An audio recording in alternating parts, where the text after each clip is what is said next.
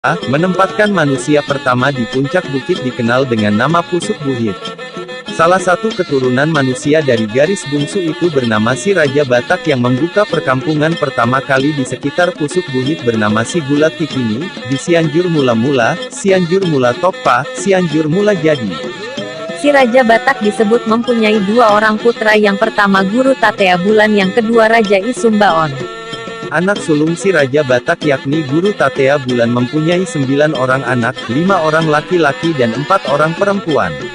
Anak pertama diberi nama Raja Uti yang mempunyai banyak nama dan banyak gelar seperti Raja Miok-Miok, Raja Biak-Biak dan lain-lain.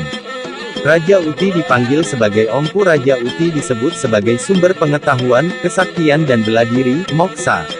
Anak kedua adalah seorang lelaki diberi nama Saribu Raja, yang disebut anak kesayangan. Pewaris kerajaan adalah anak yang gagah dan tampan. Anak yang ketiga seorang putri diberi nama Boru Pareme, yang merupakan kembaran dari Saribu Raja.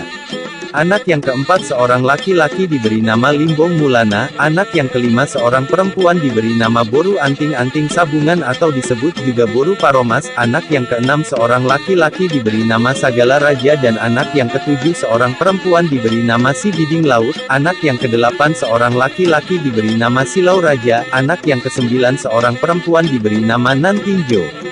Tersebutlah Saribu Raja saling jatuh cinta dengan saudari kembarnya Boru Pareme, hingga terjadi hubungan terlarang di mana Boru Pareme mengandung. Sejak hal itu diketahui Limbong Mulana, Sagala Raja dan Silau Raja bermufakatlah mereka untuk membunuh Saribu Raja dan membuang Boru Pareme. Boru Pareme memberitahu Saribu Raja lalu memberi pesan agar kelak jika dibuang, ia menjatuhkan kulit padi di jalan agar Saribu Raja dapat mengikutinya. Lalu Saribu Raja pergi bersembunyi setelah mengambil harta dan pusaka bapaknya yang dianggap bagiannya. Diketahui saudaranya lah itu lalu dibuanglah Boru Pareme ke Tombak Longo-Longo hutan Rimbun Reak ke arah selatan Cianjur Mula-Mula. Selama 1 hari jauhnya perjalanan, pada malam hari hingga tidak ada yang melihat dan tidak tahu jalan kembali, lalu ditinggalkan bekal cukup untuk 7 hari setelah dibangun gubuk untuk tempat tinggalnya. Setelah itu pergilah mereka ke arah danau lalu membuat janji, Marbulan, agar tidak memberitahu posisi Boru Pareme, hingga tempat itu kini disebut Sabulan. Saribu Raja akhirnya menemukan persembunyian Boru Pareme.